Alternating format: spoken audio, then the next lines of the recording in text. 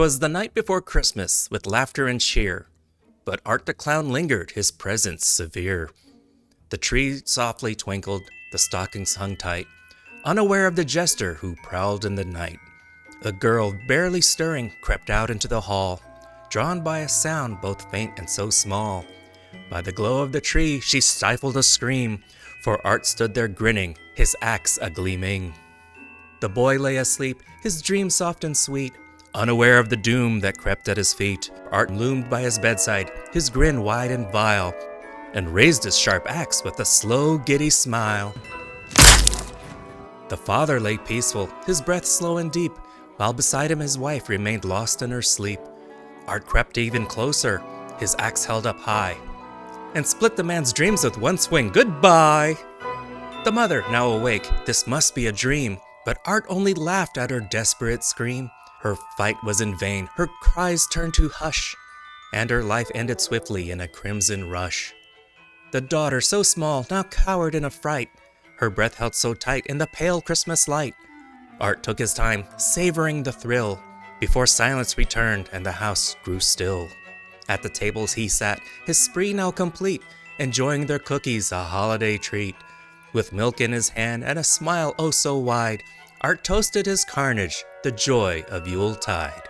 This is Terrifier 3. Send in the clowns. If you remember back from Terrifier 2, Art was defeated when Sienna chopped his head off with her special Clown Ex Machina magic sword. And that's where we lead into here. Somehow, Art the Clown's head escaped. Victoria gives birth to Art's head. Probably best you don't ask questions. Art's body is still fully capable of killing a cop sent to respond, but his head is kinda needed to blend in. Yep, nothing to see here. Original survivor Victoria from Terrifier 1 is locked up in an asylum since Art ate her face. A nurse goes to check on Victoria, and Victoria is now possessed by the pale little girl. We're not going to see that pale little girl anymore. An orderly arrives too late to help. Art's head is feeding on the nurse, and Art's body is back. Art's head is back where it belongs, and he goes on a trip with his bestie. Art the Clown is down with public transportation, so he's not all bad. Along the way, he meets a guy in a fresh Art the Clown costume. How lucky is that? Could have been worse. He could have ran into someone who was in a sexy Art the Clown costume, and that would have made a different movie, wouldn't it? But you can kind of guess where this is going. They hold up in an abandoned building, and they both kind of go dormant. Art sits in a chair, Victoria chills in the tub after slashing herself, and all is quiet. 5 years later, Sienna checks herself out of the hospital after getting her marbles in order. She goes to stay with her Aunt Jess, her husband Greg, and their daughter Gabby. Gabby adores and idolizes Sienna, but she has no idea what Sienna went through in the last movie. Looking forward to the best Christmas ever. 2 demolition workers arrive at that abandoned house, and they wake up Art and Vicky. One gets stabbed in the neck, and Art scalps the other guy. Whew, if you like scalpings, this is your movie. Sienna is settling in with her new foster fam. She might have been released a bit early. She's having hallucinations of her dead friends at the table, where they eat rice. Don't pass the rice, I'm not gonna leave. Pass the rice! Pass the rice! Pass the rice! Pass the rice, God. Sienna's younger brother, Jonathan, is now in college trying to move on with his life and put the whole clown thing behind him. Jonathan's kind of famous from the art incident, and his roommate Cole's girlfriend, Mia, is a podcaster who wants him on her true crime podcast. I mean, the kid's just trying to move on. Art comes to a bar with a mall Santa, and he's just so happy about it. Hello. It's in the bag. He tells Santa what he wants, then he pees on his lap.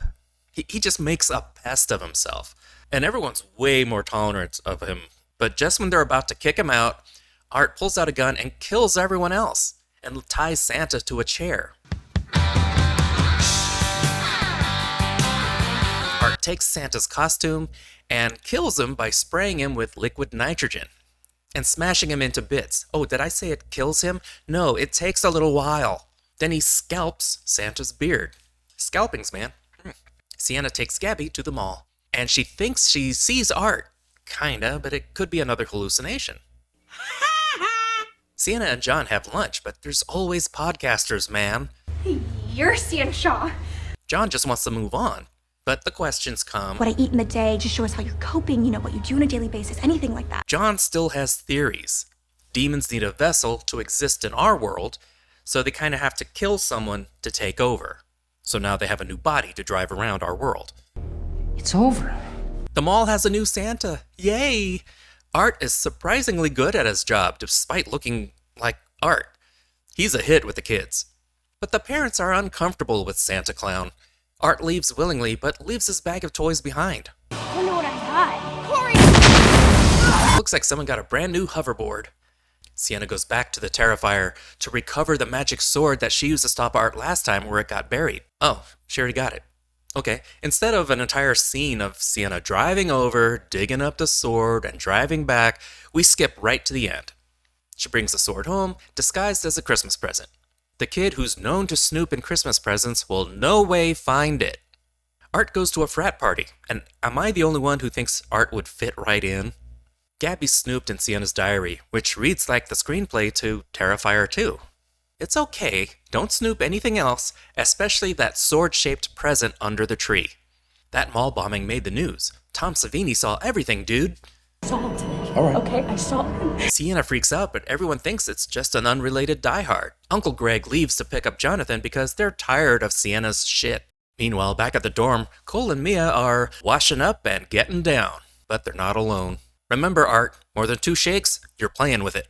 Art pulls out a chainsaw. How am I going to describe this scene without YouTube freaking out? Art pulls out a chainsaw, and he horribly wounds Cole's hand and arm and leg. He starts crawling away, and then he just butchers Mia on the head across the, he plucks her right in the Cole is just dragging himself away, but Art takes the chainsaw and splits him where the Lord hit him. Guys, it's very graphic. You may cross your legs now. What time is it?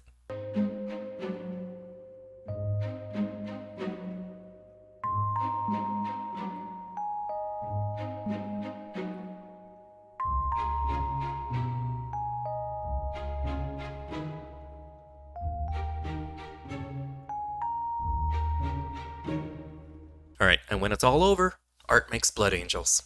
They give Sienna something to help her relax, and she has this weird fever dream about her dad. She's an angel warrior. You see, he used to draw her comics, and created that warrior character that she dressed as in Terrifier 2. Sienna goes downstairs and finds Art and Victoria decorating Greg's decapitated and eviscerated body with ornaments. I guess the popcorn balls kept falling off. Art knocks her out with a mallet. She wakes up tied to a chair with someone's severed head on the table in front of her. They kind of insinuate it's Gabby's head, and they bring out Gabby's mom, who's also tied to a chair. And they kill Gabby's mom with a glass tube in her mouth, and they just start shoving rats through the tube down her throat. Victoria crams this crown of thorns on Sienna's head, but the savory imagery is not going to stop there. The good news, Gabby is alive. The bad news, that severed head, it belonged to Jonathan. Victoria wants to transfer her evil into Sienna. If you want to be evil on Earth, you may as well look good doing it. But Sienna is still too strong. They need to break her down even more. They threaten to kill Gabby right in front of her, which would probably do it, but Gabby suggests letting Sienna open one last Christmas gift. Just to make it interesting, Art breaks both of Sienna's hands. But she does get it open. The sword heals her injuries, remember?